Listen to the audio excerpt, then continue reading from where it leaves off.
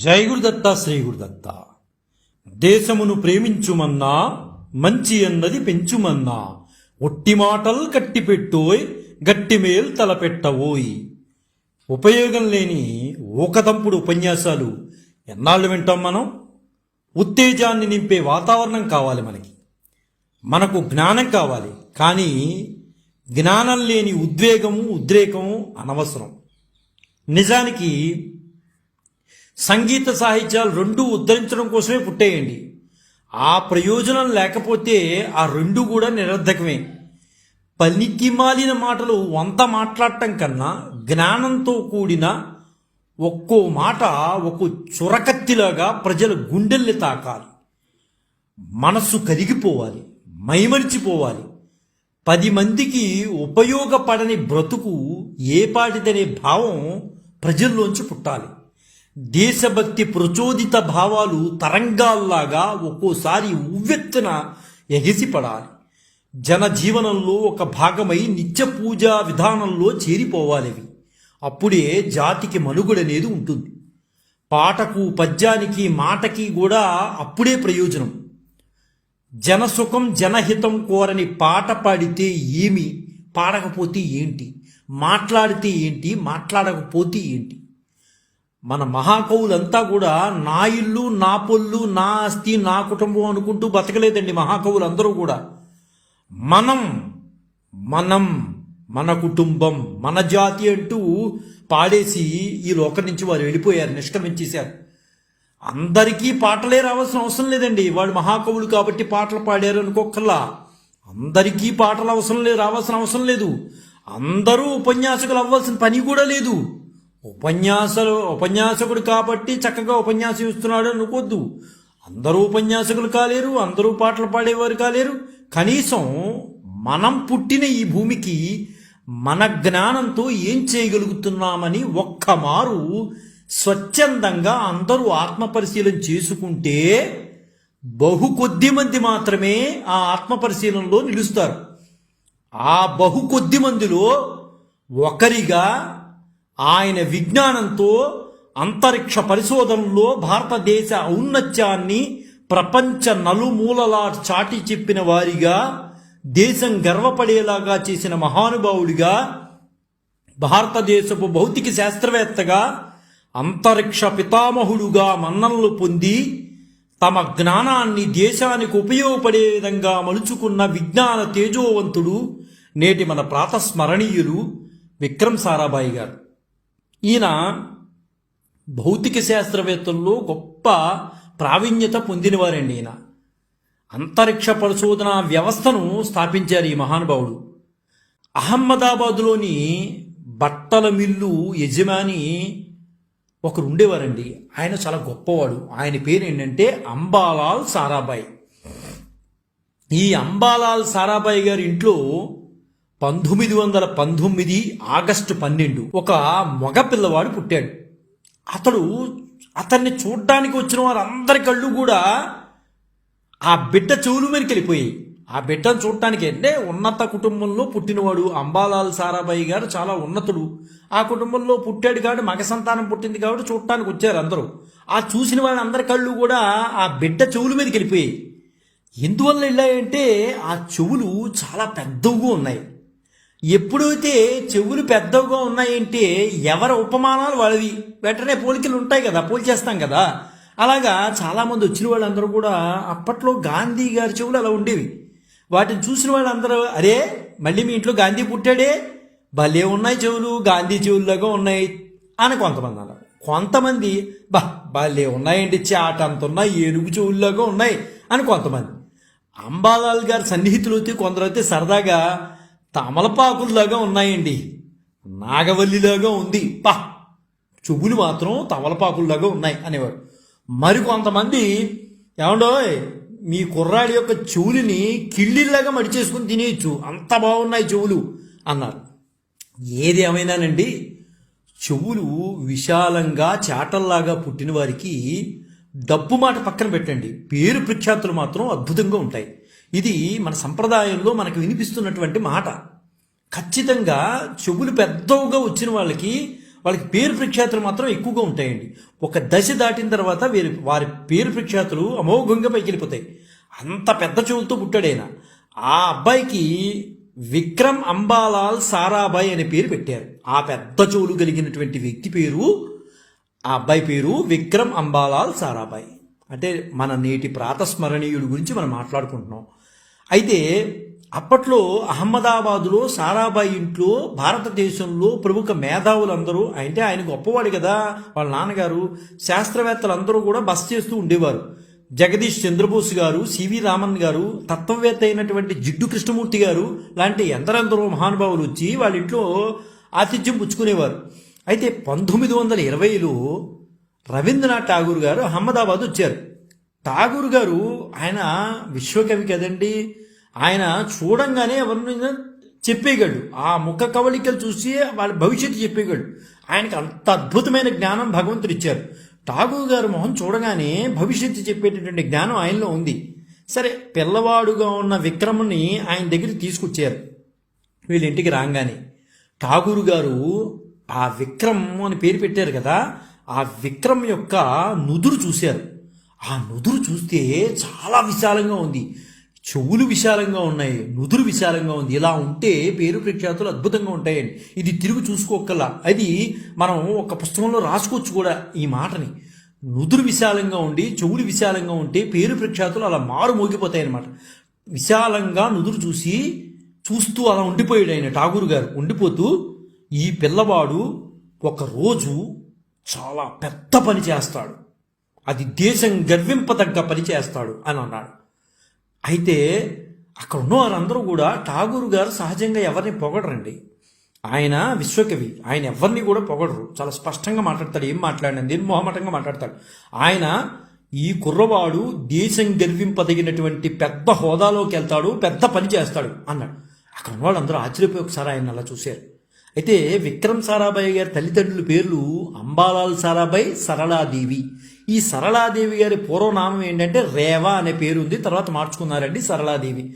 అయితే వారికి అంటే అంబాలాల్ సారాభాయ్, సరళాదేవి గారికి 8 మంది సంతానంలో విక్రమ్ సారాభాయ్ గారు ఒకరండి. అయితే వీరిది సంపన్న వ్యాపారస్తుల కుటుంబం అనే చెప్పుకోవాలి. ఈ విక్రమ్ సారాభాయ్ గారి తండ్రి అంబాలాల్ గారు అహ్మదాబాదులో పేరు పొందినటువంటి గొప్ప పారిశ్రామికవేత్త. అహ్మదాబాదులో కాలికో మిల్లుతో ప్రారంభించిన అంబాలాలకు బీహార్లో పంచదార కర్మాగారము, తూర్పు బెంగాల్ అంటే ఇప్పుడు ప్రస్తుతం బంగ్లాదేశ్ అండి, అందులో రైల్వే లైను, టిబెట్ నుంచి ఎద్దుల మీద జూలు దిగుమతి చేసే వ్యాపారము, తూర్పు ఆఫ్రికాలో పత్తి ఉడికే కర్మాగారం, లండన్ కార్యాలయం వంటి ఎన్నో సంస్థలు, వ్యాపారాలు ఈయనకు ఉండేవి అంబాలాల్ గారికి. విక్రమ్ పుట్టినాటికే ఆయన కుటుంబం అహ్మదాబాదులో అత్యున్నత సంపన్నుల కుటుంబంగా ఉండేది. అయితే ఆ అత్యంత సంపన్నులైన వర్తకులుండే షాహీబాగ్ ప్రాంతంలో 21 ఎకరాలు విస్తరించిన రిట్రీట్ అన్న బంగ్లాలో వీరు నివసించేవారు. విక్రమ్ సారాభాయ్ గారి కుటుంబం వీరు దేనికి సంబంధించిన వారంటే దాసశ్రీమాలి శాఖకి చెందినటువంటి జైనులండి. జైను సాంప్రదాయం కలిగినటువంటి వాళ్ళు వీరు. ఆయన 8 మంది పిల్లలను చదివించడానికి విక్రమ్ సారాభాయ్ తల్లి మాంటిసోరీ తరహాలో ఒక ప్రైవేటు పాఠశాలను ఏర్పాటు చేసింది. 8 మందిని చదివించాలంటే వాళ్ళందరినీ పంపిస్తూ ఉంటే సరిపోదని చెప్పి మాంటిసోరీ తరహా ఒక ప్రైవేటు పాఠశాలను ఏర్పాటు చేసింది. వీరి కుటుంబం స్వాతంత్రోద్యమంలో క్రియాశీలకంగా పాల్గొంటూ ఉండటం వలన మహాత్మా గాంధీ, మోతీలాల్ నెహ్రూ, రవీంద్రనాథ్ ఠాగూర్, జవహర్లాల్ నెహ్రూ మొదలైన వారందరూ కూడా, ప్రముఖులందరూ కూడా వీరింటికి వస్తూ ఉండేవారు. వారు వచ్చిన వారందరూ కూడా ఈ విక్రమ్ను చూసేటప్పుడు, అంటే విక్రమ్ సారాభాయ్ గారిని చూసేటప్పటికి అసలు ఆశ్చర్యపోయేవారు, అంత ఉన్నతంగా కనిపించేవాడు. అదేవిధంగా విక్రమ్ సారాభాయ్ గారు కూడా వచ్చిన వ్యక్తుల వ్యక్తిత్వాన్ని ఎంతగానో ప్రభావితం చేసేయని అనుకోవాలి. ఎందువల్లంటే గొప్ప గొప్ప వ్యక్తులు వీళ్ళ ఇంటికి వచ్చేవారు. వాళ్ళని చూసి ఈయన కూడా ఎలా ఉండాలి ఏంటి అనేది నేర్చుకున్నాడు. అహ్మదాబాదులోని గుజరాత్ కళాశాలలో మెట్రిక్ విద్యను పూర్తి చేసుకున్నాడు విక్రమ్ సారాభాయ్ గారు. తర్వాత చదువుల కోసం ఇంగ్లాండ్లోని కేంబ్రిడ్జ్ విశ్వవిద్యాలయానికి వెళ్ళారు. 1940 సంవత్సరంలో అక్కడ న్యాచురల్ సైన్స్లో ట్రిపోస్లో ఉత్తీర్ణులయ్యారు. ఆ సమయంలో 2వ ప్రపంచ యుద్ధం ప్రారంభం కావడంతో భారతదేశానికి తిరిగి వచ్చేసినటువంటి విక్రమ్ సారాభాయ్ గారు బెంగళూరులో ఇండియన్ ఇన్స్టిట్యూట్ ఆఫ్ సైన్స్లో సర్ సివి రామన్ పర్యవేక్షణలో కాస్మిక్ కిరణాలపై పరిశోధన మొదలుపెట్టారు ఈయన మహానుభావుడు. తదనంతరం రెండో ప్రపంచ యుద్ధం ముగిసిన తర్వాత 1945 సంవత్సరంలో తిరిగి కేంబ్రిడ్జ్ యూనివర్సిటీకి వెళ్ళి పిహెచ్డి పట్టాను సాధించుకుని మళ్ళీ 2 ఏళ్ల తర్వాత అంటే 1947లో తిరిగి భారతదేశం వచ్చేసారు. 1957లో రష్యా మొట్టమొదటి శాటిలైట్ అయినటువంటి స్పుత్నిక్ను ప్రయోగించినప్పుడు భారత భవిష్యత్ అవసరాలకి శాటిలైట్ అవసరం గురించి ఎంతో విషయ సేకరణ చేయడమే కాకుండా ఆ శాటిలైట్ యొక్క ఆవశ్యకతను అప్పటి ప్రధానమంత్రి అయినటువంటి జవహర్లాల్ నెహ్రూ గారికి వివరించి ఆయన ఒప్పించారు మన సారాభాయ్ గారు. ఆ తరువాత 1962లో భారత అణుశక్తి వ్యవస్థ పితామహుడైన హోమీ బాబా పర్యవేక్షణలో Indian national committee for space research centre ఆయన ఏర్పాటు చేశారు. తదనంతరం ఆయన ఆదర్శాలకు అనుగుణంగానే ఇస్రో ఎన్నో విజయాలను సాధించి భారతదేశ ఖ్యాతిని ఇనుమడింపజేసిందనే చెప్పుకోవాలి. సరే, ఇంకా భారత అంతరిక్ష రంగ పితామహుడుగా కీర్తి గడించినటువంటి సారాభాయ్ గారు సేవలకు గుర్తింపుగా భారత ప్రభుత్వం ఆయన్ని అనేక రకాలుగా సత్కరించిందండి. 1962లో శాంతి స్వరూప్ పట్నాకర్ అవార్డుని ఆయనకి ఇచ్చింది. 1966లో పద్మభూషణ్ అవార్డు సత్కరించింది ఈయనకి. జాతీయ స్థాయిలో అంతర్జాతీయంగానూ అర్థవంతమైన పాత్ర పోషించగలగాలంటే ఆధునిక శాస్త్ర విజ్ఞానానికి మానవ సమాజ సమస్యల పరిష్కారానికి ఉపయోగించుకోవడంలో మనం ఎవ్వరికీ తీసిపోకుండా ఉండాలని చెప్పి ఆ దిశగా కృషి చేసినటువంటి మహానుభావుడు విక్రమ్ సారాభాయ్ గారే. గ్రామీణ ప్రజల కోసం ఉపగ్రహాలను రూపొందించడం విక్రమ్ సారాభాయ్ గారి వ్యూహంలో ప్రధానమైందిగా ఉండేదండి. సాంకేతిక పరిజ్ఞానం ఉపయోగాన్ని సామాన్యులకి అందుబాటులో తీసుకురావాలని ప్రయత్నం చేశాడు ఈయన. అప్పుడే మన దేశంలో ఎన్నో సమస్యలు పరిష్కరించవచ్చని సారాభాయ్ గారు తోటి శాస్త్రవేత్తలకు కూడా చెప్పేవారు. మన విజ్ఞానం అనేది సామాన్యుడికి కూడా అందాలి, ఆ విధంగా మనం వెళ్ళాలి అని చెప్పి మిగతా తోటి శాస్త్రవేత్తలకు కూడా ఆయన ఉపదేశించేవారు. సహజ వనరులు వివరాలు సేకరించి పరిజ్ఞానాన్ని రూపొందించడం, రిమోట్ సెన్సింగ్ అవసరమైన సాధనాలను ఏర్పాటు చేసుకోవడం అనేవి అందులో కీలక భాగాలుగా పెట్టుకున్నారు. ఈ రంగాలను ఎలా ఉపయోగించుకోవాలి, అంతరిక్షంలోనికి మానవులు ఎలా పంపాలి, సంప్రదాయ పద్ధతులు ఉన్న వ్యవస్థల్లోనికి అంతరిక్ష వ్యవస్థను ఎలా కలపాలి అన్న విషయాలన్నీ విక్రమ్ సారాభాయ్ గారి వ్యూహాల్లో భాగాలుగా ఉండేవండి. నిరంతరం ఎప్పుడు కూర్చున్నా దీని గురించి ఆలోచించేవారు మహానుభావుడు. విక్రమ్ సారాభాయ్ గారి కుటుంబ విషయానికి వస్తే ఈయన భార్య పేరు మృణాలిని సారాభాయ్. ఆమె మంచి సాంప్రదాయ నర్తకండి, గొప్ప నర్తకే ఆవిడ. అప్పట్లో వీరి పెళ్లి చెన్నైలో జరిగింది. అయితే వీరి పెళ్లికి విక్రమ్ సారాభాయ్ గారి తరఫున బంధువులు ఎవరు కూడా రాలేకపోయారండి. ఎందువల్లంటే ఆ రోజుల్లో క్విట్ ఇండియా ఉద్యమంలో వాళ్ళందరూ బిజీగా ఉండడం వల్ల ఎవరు హాజరు కాలేకపోయారు. అయితే మన విక్రమ్ సారాభాయ్ గారికి మృణాలిని గారికి ఒక బిడ్డ ఉన్నారు. ఆమె పేరు మల్లికా సారాభాయ్. ఈమె కూడా మంచి నర్తకండి. కొడుకు కూడా ఉన్నారు, ఆయన పేరు కార్తికేయ. సరే, విక్రమ్ సారాభాయ్ గారు చాలా కష్టపడేటటువంటి మెంటాలిటీ అండి. చిన్నప్పటి నుంచి కూడా ఆయన శాస్త్రవేత్తే కాదండి, ఒక కోణంలోనూ చూడకూడదు. ఆయన శాస్త్రవేత్తగా చూస్తే మనకు అలాగే కనిపిస్తుంది, కానీ ఆయనలో ఒక మంచి అడ్మినిస్ట్రేటర్ కూడా ఉండాలి. ఎందుకంటే ఆయన దగ్గర పనిచేసే వాళ్ళకి ఆయన చెప్తూ ఉండేవారు, నీ టెన్షన్ నువ్వు తగ్గించుకోవాలి, అప్పుడే నువ్వు పనిని సక్రమంగా చేయగలుగుతావు. నువ్వు టెన్షన్తో పని చేయలేవు, దానికి ప్రధాన కారణం నేనే. టెన్షన్ తగ్గించుకోవడానికి ఆయన ఎప్పుడు సంగీతం వినేవారండి, పాటలు వినేవారు. ఆయన దగ్గర గ్రామ్ఫోన్ రికార్డులు భారీ కలెక్షన్స్గా ఉండేవి. ఎప్పుడైనా ఆయన కొంచెం మనసు ఇబ్బందిగా ఉంది అనుకుంటే వెంటనే కుందన్లాల్ సెహగల్ పాడినటువంటి పాటలు పెట్టేసుకునేవాడు. ఆయనకి కుందన్లాల్ సెహగల్ అంటే చాలా ఇష్టం, ఆ పాటలు అంటే. ఆయనకి ఇంకొక గమ్మత్తైన విషయం ఏంటంటే, ఇది చిన్నపిల్లాడి మనస్తత్వం ఏంటో తెలియదు కానీ ఆయనకి ఒకటంటే బాగా ఇష్టం, ఏంటంటే విజిల్ వేయడం అంటే ఇష్టం. ఎవరన్నా విజిల్ వేస్తున్నారు అంటే ఆయన వెళ్ళి చూసేవాడు, ఎంత పనిలో ఉన్నా సరే. ఆయనకి చిన్నప్పటి నుంచో అదొక అలవాటు. విజిల్ వేస్తుంటే ఆ వ్యక్తి ఇంకా ఆయన అలా చూసేవారు అనమాట, అంత ఇష్టం అనమాట. అయితే ఇంకొకటి ఏంటంటే, ఆయనకి ఇష్టమైన మాటలో చెప్పుకోవాలంటే, ఆయన మెట్లు చెప్పులతో ఎక్కేటప్పుడు ధ్వని చేస్తూ ఎక్కేవారు. అదొక ఆనందం ఆయనకి. మెట్లు ఎక్కేటప్పుడు సాఫీగా సౌండ్ లేకుండా ఎక్కేవాళ్ళు ఉంటారు, కానీ ఈయన మెట్లు ఎక్కుతుంటే ధ్వని వస్తూ వెళ్ళేవారు అనమాట. ఆయన అంటే వెంటనే ఆ ల్యాబ్లో పనిచేస్తున్న వారు విక్రమ్ సారాభాయ్ గారు వచ్చేస్తున్నారు అని సంకేతంగా అవ్వవచ్చు, లేదా ఆయనకి ఇష్టంగా ఉండి నడవచ్చు, చెప్పలేమండి. ఇది ఆయన చాలా టెక్నిక్ అవలంబించేవారు. ల్యాబ్లో ఉన్నవారు బాబోయ్ వచ్చేస్తున్నాడు విక్రమ్ సారాభాయ్ గారు అని చెప్పడానికి సంకేతం అవ్వచ్చు. బహుశా ఆయనకి మెట్లెక్కడం ఇష్టం అని మనకి తెలుస్తుంది కాబట్టి ఇది ఒక మార్గం కూడా మనం అనుకోవచ్చు. విక్రమ్ సారాభాయ్ గారికి శాస్త్రీయ, వెస్ట్రన్, భారతీయ సంగీతం అంటే బాగా ఇష్టం అండి. ఠాగూరు, సెహగల్ పాటలు అంటే ఆయనకి బాగా ఇష్టం. విక్రమ్ సారాభాయ్ గారు తన బరువు పెరగకుండా జాగ్రత్తలు చూసుకునేవాడండి. ఆయన వచ్చి సన్నగానే ఉండేవాడు, బరువు పెరగకుండా చూసుకునేవాడు. ఉదయం లేవగానే సూర్య నమస్కారాలు చేసేవాడండి మహానుభావుడు. అవకాశం దొరికినప్పుడల్లా ఈత కొట్టేవాడు. ముఖ్యంగా ఏంటంటే ఈత కొట్టడం వల్ల శరీరంలో చాలా వ్యవస్థల్లో మార్పులు కనిపిస్తాయండి. అందువల్ల ఈత కొట్టేవాడు ఆయన. పెరుగు, ఊరకాయ, అప్పడం, సలాడ్లతో పాటు ఆయన ఒక్క చపాతీయే తినేవాడు. అప్పుడప్పుడు ఆయన వేరే వాళ్ళ ప్లేట్లోంచి ఒక ముద్ద తీసుకుని తింటూ ఒక మాట అనేవాడు, ఇది నా ప్లేట్లోది కాదు, అందుకు నాకేం కెలరీలు ఏం పెరగవు అనేవాడు. నా ప్లేట్లోది నేను తింటే నాకు పెరుగుతాయి, పక్కాడి ప్లేట్లో తింటే నాకెందుకు పెరుగుతాయి అనేవాడు ఆయన. అంత చక్కగా, అంత సందర్భోచితంగా కూడా మాట్లాడేవాడు అండి. ఆశ్చర్యచతురత కూడా ఆయనలో ఉంది. అంటే ఆయన మంచి ఫుడీ అంటారు, అంటే భోజన ప్రియుడండి.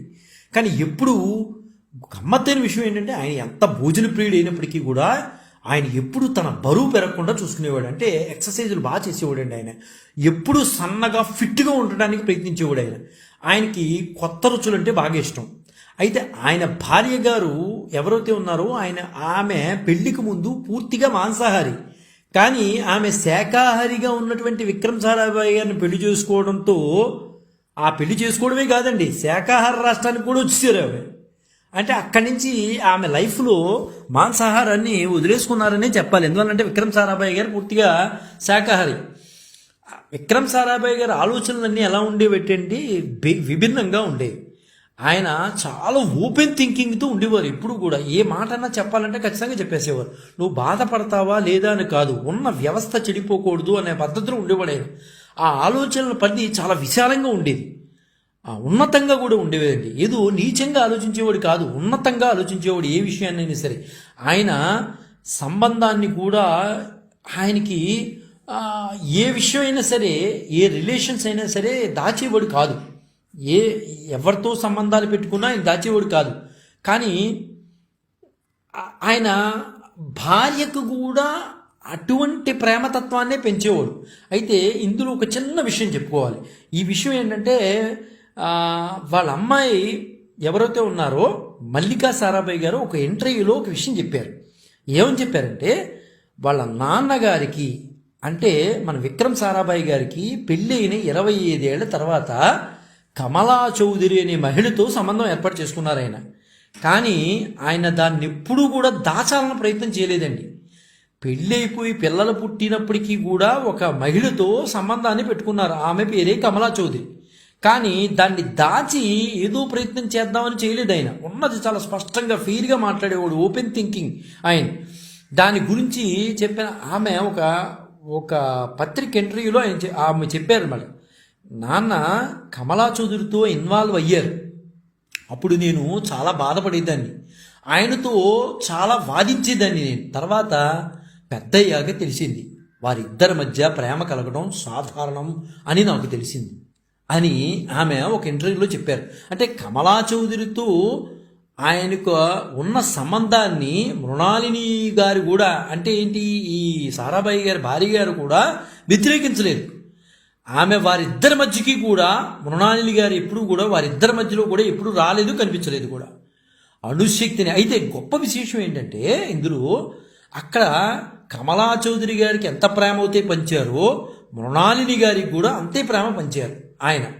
అణుశక్తిని శాంతి కోసమే ఉపయోగించాలని విక్రమ్ సారాభాయ్ గారు మొదటి నుంచి భావించేవారండి.